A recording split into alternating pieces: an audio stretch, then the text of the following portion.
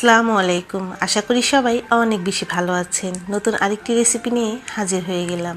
ডিম ছাড়া গোলাপজামুন মিষ্টি তৈরি করে দেখাবো। আশা করি রেসিপিটি আপনাদের কাছে ভালো লাগবে। আমার চ্যানেলে আরও বেশ কিছু মিষ্টি রেসিপি আছে, চাইলে দেখে নিতে পারেন। নিচে ডেসক্রিপশন বক্সে সবগুলো লিঙ্ক পেয়ে যাবেন। প্রথমে 1 টেবিল চামচ কাঁচা সুজি আর নর্মাল তাপমাত্রার 1 টেবিল চামচ লিকুইড দুধ মিক্সড করে 10 মিনিটের জন্য একটা সাইডে সরিয়ে রেখে দিচ্ছি। একটি মিক্সিং বোলে দিয়ে দিচ্ছি 1 কাপ পাউডার মিল্ক আর দিয়ে দিচ্ছি 1 টেবিল চামচ ময়দা, দিয়ে দিচ্ছি হাফ টি স্পুন বেকিং পাউডার, 1 টেবিল চামচ ঘি। এখন হাতের সাহায্যে হালকা হাতে একটু মেখে নিচ্ছি। এখন 10 মিনিট আগে মিক্সড করে রাখা সুজি দিয়ে দিচ্ছি। এখানে 1/4 কাপ নর্মাল তাপমাত্রার লিকুইড দুধ নিয়েছি। এখন একটু একটু করে দেব আর মেখে নেব। আর অবশ্যই আলতো করে মেখে নিতে হবে, বেশি জোরে জোরে চেপে চেপে মেখে নেওয়া যাবে না, তাহলে কিন্তু ডো থেকে ঘি আলাদা হয়ে যাবে। ডো মেখে নেওয়ার সময় খেয়াল রাখবেন ডোটা যেন নরম হয়। ডো যদি শক্ত হয় তাহলে কিন্তু মিষ্টিও শক্ত হয়ে যাবে। আমার 1/4 কাপ দুধ লেগেছে, তবে আপনাদের কম বেশি লাগতে পারে। এইরকম নরম করে ডো তৈরি করার জন্য যতটুকু দুধের প্রয়োজন হবে ততটুকু দুধ দিতে পারবেন, তবে অবশ্যই এইরকম নরম করে ডো তৈরি করে নিতে হবে। এখন 20 মিনিটের জন্য ঢেকে রেখে দিচ্ছি।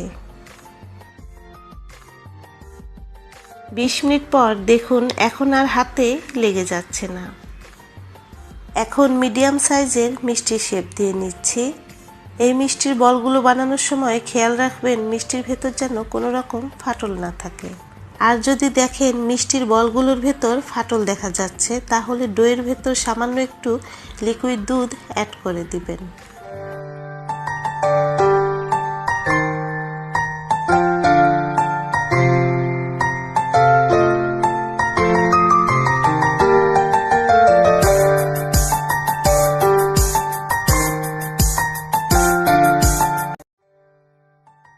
সবগুলো মিষ্টি আমি বানিয়ে নিয়েছি, এখন ভেজে নিচ্ছি। এর জন্য চুলায় একটি প্যানে পর্যাপ্ত পরিমাণ তেল হালকা গরম করে নিয়েছি। এই পর্যায়ে চুলার আঁচ লোতে আছে, অবশ্যই তেল হালকা গরম হতে হবে। কিছুক্ষণ পর দেখবেন তেলের ওপর ভেসে উঠেছে, সে পর্যায়ে হাতলটা ধরে একটু নেড়েচেড়ে দিতে হবে।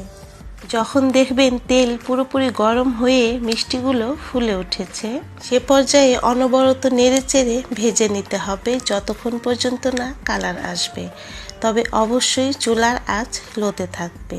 আর আমরা যদি চুলার আঁচ বাড়িয়ে মিষ্টিগুলো ভেজে নেই তাহলে কিন্তু মিষ্টির ওপরটা কালার এসে পড়বে কিন্তু ভেতরটা কাঁচা থেকে যাবে। তাই একটু সময় নিয়ে অল্প আঁচে নেড়েচেড়ে মিষ্টিগুলো ভেজে নিতে হবে।